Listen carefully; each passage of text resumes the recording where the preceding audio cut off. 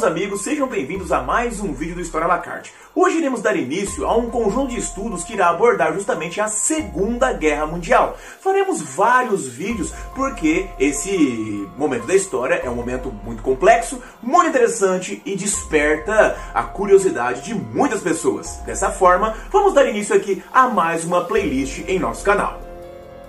Muito bem, amigos. A Segunda Guerra Mundial aconteceu de 1939 até 1945 e envolveu basicamente dois grupos. O grupo conhecido como Eixo, formado justamente por Alemanha, Itália e Japão, que enfrentou o grupo chamado Aliados. Os aliados eram formados inicialmente apenas por França e Inglaterra, mas no decorrer do conflito foram entrando União Soviética e Estados Unidos, configurando-se assim os importantes países dos aliados. É claro que ao longo do conflito, outros países entraram também ao lado do eixo, outros países também entraram mais ao lado dos aliados. No entanto, o que configura-se a Segunda Guerra Mundial classicamente é justamente a formação entre Estados Unidos, União Soviética, Inglaterra e França, que enfrentaram justamente Japão, Alemanha e Itália. Dessa forma, nós temos os principais envolvidos nesse conflito. Esse conflito, meus amigos, ele teve seus antecedentes, tema de nosso vídeo, acontecendo ainda no final da Primeira Guerra Mundial. Alguns historiadores vão dizer que, na realidade, a Segunda Guerra Mundial é uma continuidade da Primeira. Outros vão dizer que, na realidade, nós tivemos uma única guerra, iniciada em 1914 e terminada apenas em 1945. E durante esse período tivemos ali um período de paz de alguns anos no meio. Dessa forma, a Segunda Guerra Mundial está totalmente ligada em seus antecedentes diretamente com a Primeira. Um dos primeiros antecedentes que nós precisamos entender envolve justamente o Japão e sua participação na Primeira Guerra Mundial. O Japão, meus amigos, fez um processo de expansionismo muito grande ali no século XIX. O Japão cresceu, se transformou em um verdadeiro império. E durante a Primeira Guerra Mundial, lutou ao lado de Inglaterra, ao lado dos Estados Unidos, ao lado da França, combateu a Alemanha, isso na Primeira Guerra Mundial. No entanto, quando chegou o final do período de paz, em 1920, muitos países ocidentais, Inglaterra, França e Estados Unidos, se sentiam ameaçados em seus interesses na Ásia. Dessa forma, era necessário justamente conter o avanço, conter o Império Japonês. Os japoneses se enxergavam, se entendiam em pé de igualdade, no mesmo nível dos ocidentais. No entanto, o que os japoneses não esperavam é que, para os ocidentais, eles, como asiáticos, ex-colônias que foram colonizados pelos ocidentais, eles eram inferiores e foram tratados como inferiores. Isso deixou os japoneses realmente muito ofendidos. Essa ofensa aconteceu principalmente entre o final de 1920 e o início de 1921, que ficou conhecido como Conferência de Washington. Nesta conferência, os japoneses tiveram que devolver territórios que eram conquistados por eles ao longo da Primeira Guerra Mundial. Eles tiveram que diminuir a sua força marítima. Resumidamente, os japoneses foram obrigados a aceitar que iriam ficar inferiorizados em seu poder militar, em seu poder naval, em seu poder econômico na Ásia. Meus amigos, isso é uma grande ofensa para o Japão, justamente pelo fato de que o Japão, apesar de ser uma potência expansionista no início da década de 1920, ainda carecia de matérias-primas. O Japão carecia de minerais, o Japão carecia de combustível e, dessa forma, ao ser obrigado pelos ocidentais a diminuir as suas potências, diminuir as suas posses, ele é colocado realmente em uma situação de inferioridade. Nesse quesito, nós temos ali um dos primeiros itens a ser colocados perante a unificação de Japão com Alemanha e Itália. Bom, além disso, nós temos também a situação italiana. A italiana também na Primeira Guerra Mundial, a Itália na Primeira Guerra Mundial, teria participado do conflito ao lado também de Inglaterra, França e Estados Unidos. A Itália como vimos em nosso vídeo sobre a ascensão do fascismo, ela tinha participado da Primeira Guerra Mundial, pois tinha sido prometido para a Itália que iria receber as colônias alemãs como compensação. Findada a Primeira Guerra Mundial, a Itália não apenas não recebeu as colônias, como ficou totalmente quebrada, ficou falida. Essa falência possibilitou que subisse ao poder na Itália o fascismo. A Itália tinha uma mágoa, se sentia traída pelos ingleses, pelos franceses, justamente por não ter recebido suas colônias. Outro problema era justamente a questão da Alemanha. Ao final da Primeira Guerra Mundial, a Alemanha é obrigada a assinar o Tratado de Versalhes de 1919, que vai realmente mutilar a Alemanha. Dessa forma, a Alemanha ficou com a economia falida, a Alemanha também teve que diminuir a sua potência militar. Resumidamente, meus amigos, vejam só. Nós temos que tanto Japão, tanto a Itália quanto a Alemanha eram países que estavam se sentindo traídos. Países que tinham sentimentos revanchistas, países que tinham sentimentos de vingança. Dessa forma, esses países eram países que no decorrer do tempo, ao longo da década de 20 e 30, começaram a ser governados justamente por administrações totalitárias, administrações revanchistas, administrações que utilizavam esse sentimento de traição, esse sentimento de vingança, esse revanchismo para já dar indício a uma nova vertente política, uma nova vertente de uma retomada de um expansionismo militar. Dentro deste contexto de revanche, expansionismo e retomada de hostilidades, no dia 25 de novembro de 1936 é assinado o Pacto Anticominterno. O Pacto Anticominterno, meus amigos, nada mais era justamente do que um acordo travado inicialmente entre Alemanha e Japão, onde os dois países se comprometiam a conter o avanço do comunismo soviético. Esses países, além de terem esse sentimento de vingança, além de terem esse sentimento de revanchismo, também tinham uma outra afinidade, que era a luta contra o comunismo soviético, a luta contra a expansão do socialismo. Nesse tratado, assinado primeiramente ali entre Japão e Alemanha, esses dois países se comprometem, por meio de documentos oficiais, a conter o avanço dessa expansão do socialismo. Assim, acaba se formando no decorrer do tempo, depois da assinatura também do Pacto de Aço, forma-se o que ficou conhecido como Eixo Roma, Berlim e Tóquio. Nessa forma tem a configuração dos países do eixo, Esses três países sediados aí na capital romana, a capital berlinense e a capital de Tóquio, nós temos ali a capital japonesa, se comprometem então a conter o avanço soviético, unindo-se em prol da retomada de seus interesses. Retomada de seus interesses, meus amigos, que nada mais é do que uma retomada de um expansionismo. Desta forma, dá-se início à expansão, temos início à expansão destes países. Assim, nós temos então que eles começarão, por meio militar, a expandir, a retomar a expansão de seus territórios. Essa retomada, ela já havia se iniciado anteriormente, justamente com a invasão do Japão nos territórios chineses. O Japão, em 1931, ignorando lá os acordos feitos lá na Conferência de Washington, retomou o seu expansionismo militar. Em 1931, o Japão invadiu a região chinesa da Manchúria. E, em 1932, o Japão já havia dominado totalmente ali a região nordeste, nordeste da China, mantendo-se então agora o Japão expandindo-se para dentro do território continental. A Itália, logo depois da confirmação ali da unificação dos três países, Alemanha, Itália e Japão, também partiu por uma corrida expansionista. A Itália vai então em 1936 invadir e anexar a Abissínia. Dessa maneira, a Itália, que tinha intenções de expandir os seus territórios para a região africana, acaba criando então a chamada África Oriental Italiana, a união da Eritreia, a Abissínia e a Somália italiana. Dessa maneira então, a Itália também já expande-se, ela também cresce e domina novos territórios, mais uma vez, por meios militares. Como já abordado em nosso vídeo sobre a ascensão do nazismo, a Alemanha desde 1933 era governada pelo Partido Nazista.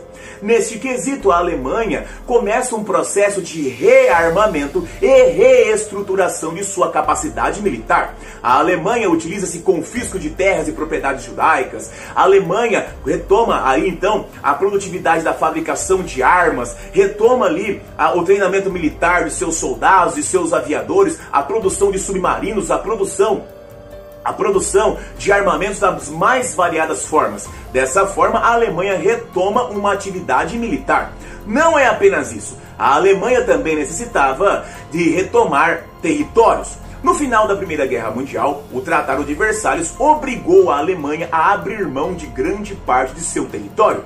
Esse território, que Hitler então denominava de espaço vital, a ideia de um espaço vital é justamente a ideia de que todas as nações precisavam e mereciam um espaço adequado à sua grandeza para realizar o seu desenvolvimento. A Alemanha, no final da Primeira Guerra Mundial, havia perdido grande parte desse território. Dessa forma, era necessário retomar o território, o espaço vital, para que a Alemanha retomasse então o seu crescimento. É assim que a Alemanha começa a expandir-se militarmente e expandir-se territorialmente. Em março de 1938, a Alemanha anexa a Áustria. Os austríacos, já, digamos assim, eles não fizeram resistência a essa anexação. Na realidade, muitos indivíduos da Áustria viram com bons olhos essa incorporação para dentro do território do Reich. O Terceiro Reich, o Terceiro Império Alemão. Essa incorporação era conhecida por Anschluss. Este Anschluss nada mais é do que a unificação ali dos povos austríacos e dos povos alemães. Na realidade, eles alegavam que os povos austríacos e os alemães não eram diferentes, eram povos germânicos. Faziam parte da mesma grandiosidade, faziam parte da mesma raça, a raça superior, a raça ariana.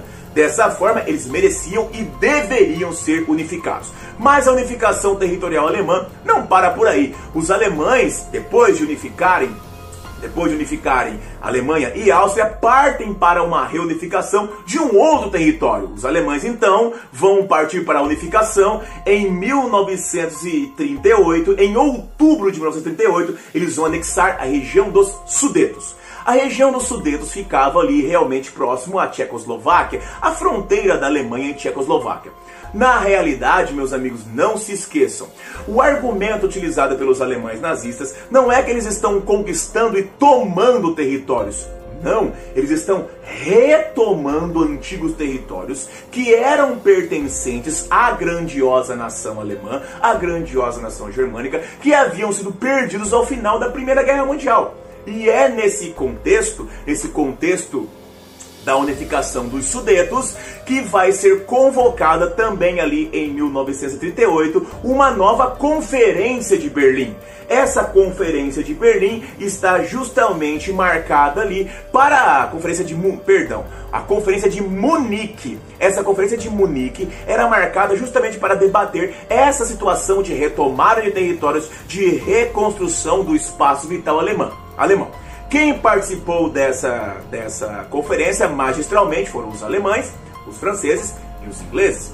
Neste quesito, os ingleses e franceses aceitaram os argumentos alemães de que eles iriam retomar os territórios, e ficou acertado que a Alemanha iria se contentar com a unificação de quase toda a Tchecoslováquia. Veja só. Os alemães haviam unificado os Sudetos, que era a fronteira da Tchecoslováquia com a Alemanha, e agora iriam unificar mais uma parte do território, quase toda a Tchecoslováquia. Interessante dizer que a própria Tchecoslováquia não participou, a própria Tchecoslováquia não havia participado desse encontro. Dessa forma, vejam só, Inglaterra, França e Alemanha decidiram os interesses, decidiram o destino da Tchecoslováquia sem ao menos consultar os governadores tchecos. Isso mostra como que a situação no começo, em meados da década de 30, era uma situação completamente diferente. Agora veja só, meus amigos, tanto A expansão japonesa havia sido feito antes e contrariava acordos internacionais. A expansão italiana havia sido feita e contrariava acordos internacionais. E agora a expansão alemã também contrariava acordos internacionais. Veja só, naquele momento, vocês devem se lembrar do vídeo que nós fizemos sobre a Primeira Guerra Mundial. No final da Primeira Guerra Mundial surgiu a chamada Liga das Nações, que iria arbitrar essas situações. Veja só, essas expansões, todas elas contrariavam e desrespeitavam a Liga das Nações. No caso alemão, não só desrespeitavam a Liga das Nações, mas desrespeitavam o Tratado de Versalhes. Por que isso aconteceu? Neste momento, as nações europeias e também os Estados Unidos adotaram a política de não interferência. Muito bem, os Estados Unidos estava preocupado em se reconstruir após a crise de 29, como nós falamos em nosso vídeo da Depressão Americana. Na década de 30, os Estados Unidos estão preocupados com a sua reconstrução, com a retomada de sua economia e com o seu refortalecimento. Não irão se envolver em questões europeias. Os países europeus, principalmente Inglaterra e França, que era quem realmente mandava na Liga das Nações, não vão se envolver, porque esses países, principalmente os ingleses, adotaram uma postura que ficou conhecida como política do apaziguamento. O que é a política do apaziguamento? É um momento de tolerância aos desrespeitos ao Tratado de Versalhes e à Liga das Nações. Veja bem, esses países toleraram os desrespeitos ao Tratado de Versalhes. Os países aceitaram e toleraram essas políticas expansionistas, justamente perpetuando ali um desrespeito às suas autoridades. Muito bem, gente. Por que é que esses países toleraram essa expansão? São principalmente dois motivos os mais importantes. Veja só. Esses países, principalmente Inglaterra e França, estão com suas economias destruídas, estão com a sua economia ainda muito abalada pelos resultados do Tratado de Versalhes. Dessa forma, eles também precisam se reconstruir, se recompor. Não tem mais condições de gastar, desperdiçar dinheiro, recursos com guerras tentando conter esses países. Itália, Japão e Alemanha. Além disso, a população desses países, a população francesa, a população inglesa, já está cansada, não aguenta mais um teatro de guerra. Nós temos ali que há pouco tempo acabou-se a Primeira Guerra Mundial e as populações inglesas, as populações francesas ainda não se recuperaram dos traumas, das destruições e das consequências dessa Primeira Guerra Mundial. Então veja, nem a economia e nem a população desses países toleram ou desejam um conflito de grandes proporções. Mas, meus amigos, um dos principais motivos para tolerar esse crescimento é que tanto Itália, quanto Japão, quanto Alemanha eram países anticomunistas. Dessa forma, esses países poderiam e provavelmente iriam se posicionar contra a expansão soviética. Lembre-se, em 1936 foi assinado o Pacto Anticominterno. Dessa forma, tudo dava a crer que esses países iriam se posicionar contra a União Soviética. E, meus amigos, se você compara o mapa da União Soviética com o mapa, veja só esse mapa. Nós temos aí que essa linha preta, ela circula e delimita as fronteiras da antiga União Soviética no período aí de 1936, 37. Perceba agora o quanto a União Soviética é incomparavelmente maior do que a Inglaterra. Perceba o quanto ela é incomparavelmente maior do que a França.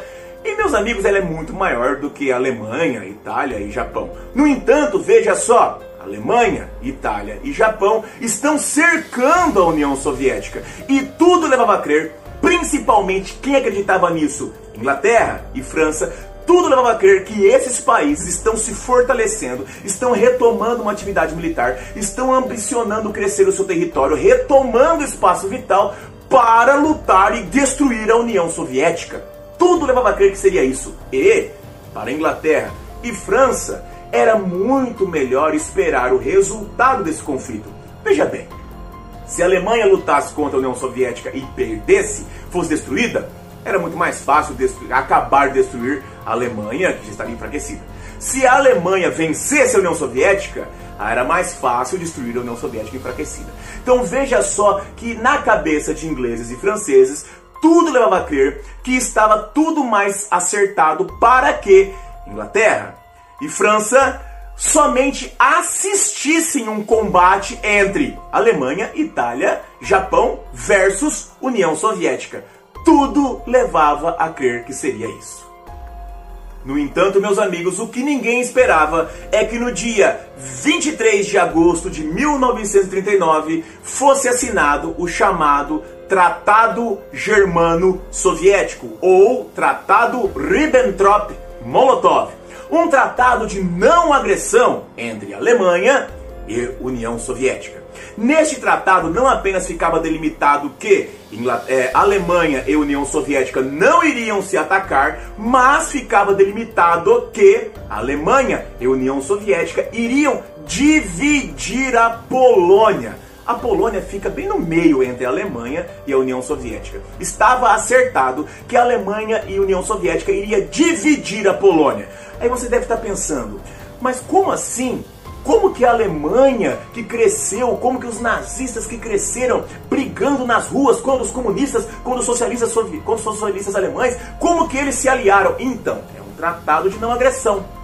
Veja só, a União Soviética tinha interesses em procrastinar a guerra. Stalin tinha noção de que a Alemanha, mais cedo ou mais tarde, iria atacar a União Soviética. A União Soviética estava passando por um processo econômico de estruturação, chamado Planos Quinquenais. Dessa forma, agora, Stalin precisava de um tempo para transformar a economia e a produção soviética em uma produção de armas, para que assim pudesse alavancar o próprio Exército Vermelho.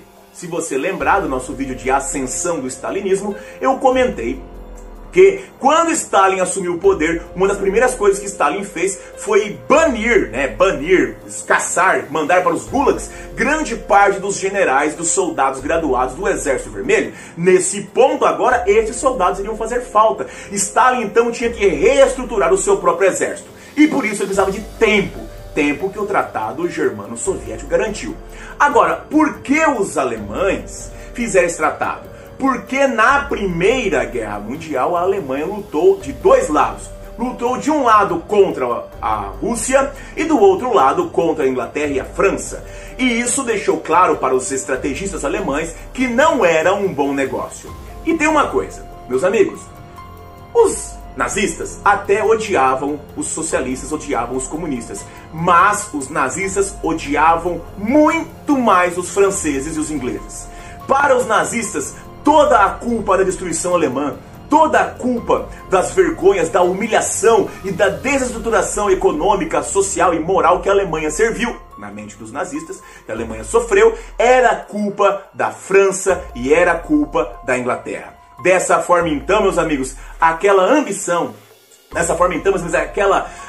aquele desejo, aquela previsão inglesa e francesa de que os alemães estavam se fortalecendo para destruir os soviéticos, caiu por terra. Ficou evidente que os nazistas não mais estavam se fortalecendo, não mais estavam procurando aliados para, não naquele momento, lutar contra os soviéticos, mas sim para lutar e se vingar da França e da Inglaterra. Desta forma, não tinha mais então por que motivos continuar tolerando e aceitando bravatas, desafios e anexações e crescimento e expansão militar alemã. E é justamente dentro desse contexto de transformação que, em 1º de setembro de 1939, a Alemanha invade a Polônia. A Alemanha invadiu a Polônia em 1º de setembro de 1939. Dessa forma, ele faz o acordo que tinha feito com Stalin. Stalin também invadiu a Polônia, vindo ali da União Soviética. A Alemanha invadiu a Polônia. Muitos historiadores vão acreditar que Hitler ainda tinha esperança de que esse ato, de que essa jogada seria tolerada pelos ingleses, seria tolerada pelos franceses. Ledo engano. Com a invasão da Polônia em 1º de setembro de 1939, temos início então a Segunda Guerra Mundial. Meus amigos, como vocês podem ver, o início da Segunda Guerra Mundial ainda está muito ligado com problemas que surgiram ainda na Primeira. Questões de territórios não resolvidas, questões de humilhações, retratações, ou seja, mágoas, desejos revanchistas. Tanto os japoneses, quanto os alemães, quanto os italianos tinham esse sentimento revanchista, um desejo de vingança, um desejo de voltar à grandiosidade, um desejo de voltar ao seu ápice. E para esses países só havia uma condição de esse desejo ser atendido, por meios militares. Dessa forma, encerramos aqui o nosso vídeo sobre os antecedentes da Segunda Guerra Mundial. Meus amigos, se esse vídeo te ajudou, se esse vídeo trouxe informações importantes para você, não se esqueça, assine o canal, ative o sininho e ajude o História à la Carte a auxiliar não apenas você, mas muito mais pessoas por aí. Um grande abraço, meus amigos, vida longa e próspera e até a próxima. Tchau, tchau!